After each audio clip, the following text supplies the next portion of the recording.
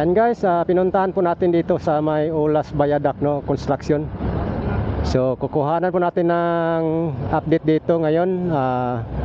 Ganun pa rin, December 28 po. So galing po tayo doon sa may ma-flyover construction. And then ito na naman ang sinusunod po natin na update. So makita natin dito guys is mayroon na palang capping dito, poste. Then dito kinukonstruct yung poste. So dito po yung tulay, viaduct. So dito tatawid po dito sa may ulas na kanto, no, na traffic light dati. So ayan po, kuhanan po natin ng update doon sa may bandang Katalunan Pequeño. So doon, saka dito sa may papunta ng Talomo Coastal Road, no? Kasi itong viaduct na ito, Ulas Viaduct na ito is approaching po ito ng Davao City Coastal Road dyan sa may Talomo area.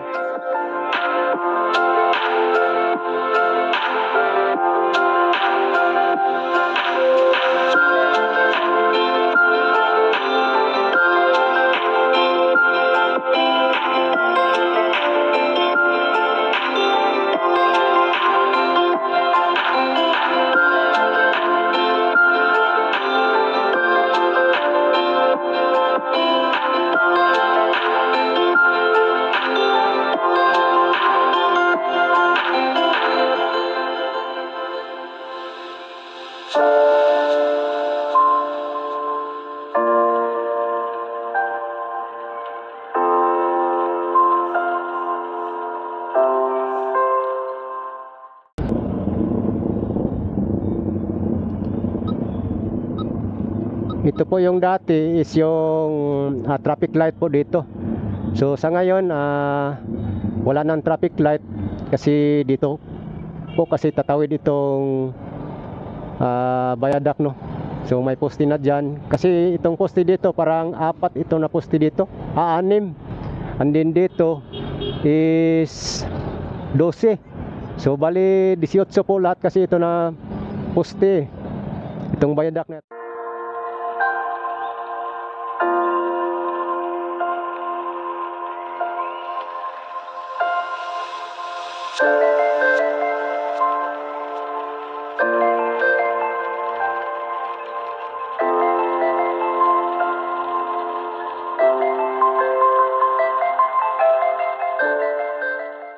So kung mapapansin nyo guys, i-compare po natin doon sa may ma-flyover.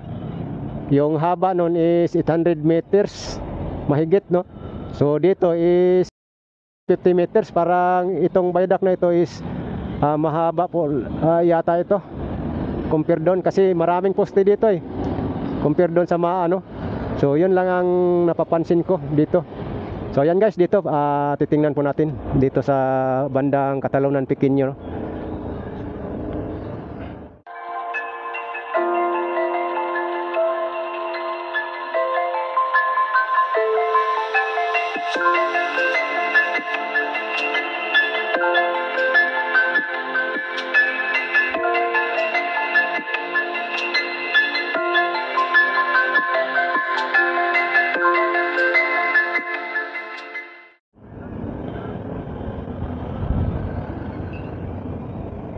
So ayan guys, dito makikita po natin dito is malinis na po yung poste at saka capping, no. Naka-ready na po ito para sa girder kasi yung mga girder niya na ikabit is nandun pa dyan sa gitna.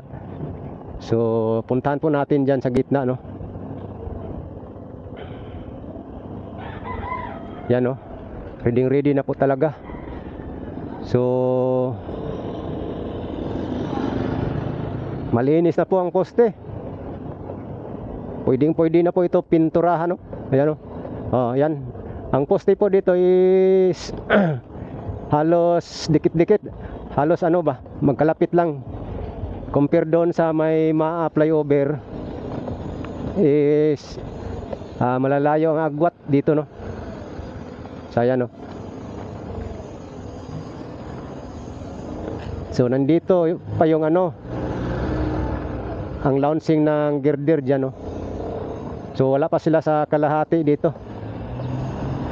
So ito yung bali dito na side, ito yung 12 na poste.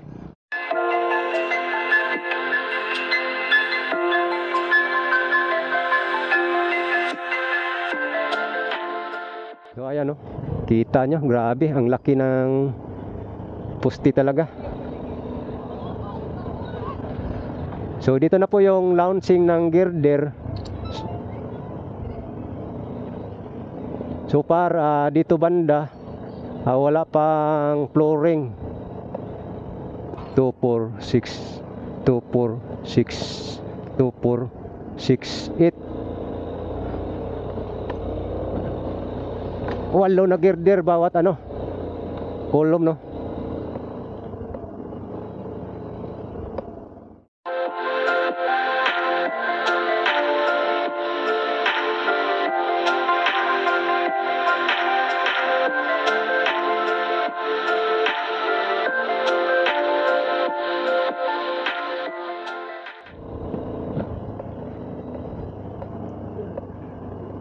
So ayan, dito na tayo sa abutment banda, no, dito sa may Katalunan side, Katalunan Pequeño na po ito na side.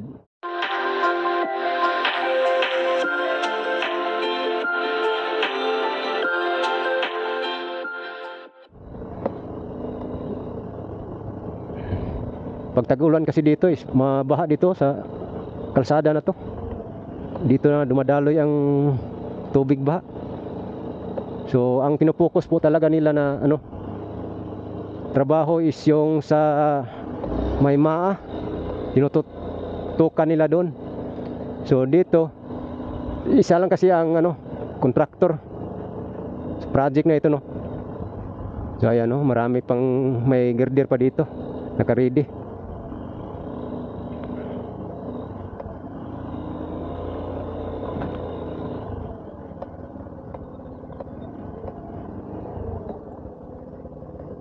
So ayan, kandak po tayo ng aerial dito sa papunta ron. Yan, no. Okay, what's up guys, ating aerial dito sa may Ulas Viaduct construction project, no. Under contract by Jima Construction.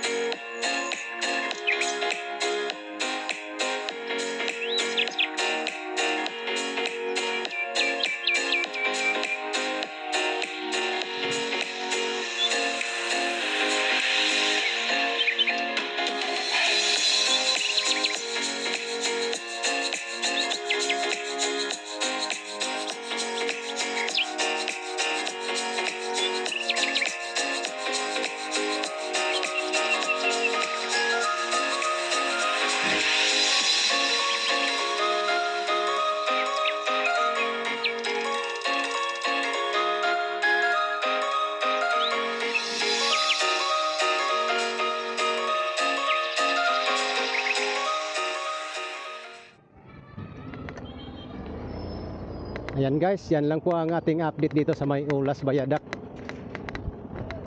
So nakuhanan po natin ng drone shot mula doon sa may Katalunan Pequeño na side patungo dito sa may highway, no, di sa may crossing Ulas, at saka patawid doon papunta ng Davao City Coastal Road, Talomo area, no. So nakita natin sa ating drone shot. So ayan, makikita po natin dito ang mga poste, oh. So yan lang po guys ang ating update ngayon, December 28. At least na puntahan po natin, nabalikan po natin ngayon, nakapag-update tayo before matapos itong taon na 2024, no. So yan, like and subscribe lang itong video na to guys, at maraming salamat na sa inyong patuloy sa inyong pag-abang sa ating mga update dito sa Davao. Okay, thank you so much, at don't forget to subscribe pala sa kasama natin mga vlogger, si Masual, sila si Lakbay Pangarap, si RPB Moto Travel Vlog, Roel Pit, Tito Tans, Kuya Dayo. So marami kami guys nag-update dito, no. So yung iba si Chris Picor TV pala, kasama natin yan sa pag-update. Masipag din yan na tao, no. So ayan, balik-balikan lang po natin ito guys, itong mga project na ito, dahil hindi natin ito lubayan, hindi natin tatantanan ito na project para maihatid sa inyo ang update dito, no, sa lahat ng project dito sa Davao. So maraming salamat po sa inyong lahat, sa inyong patuloy, no. At yun lang guys, hanggang dito na lang po ang ating update dito sa may Ulas Bayadak Flyover. So Happy New Year sa inyong lahat guys in advance, no. So welcome 2025. So God bless po, mabuhay po kayong lahat, no. Bye bye.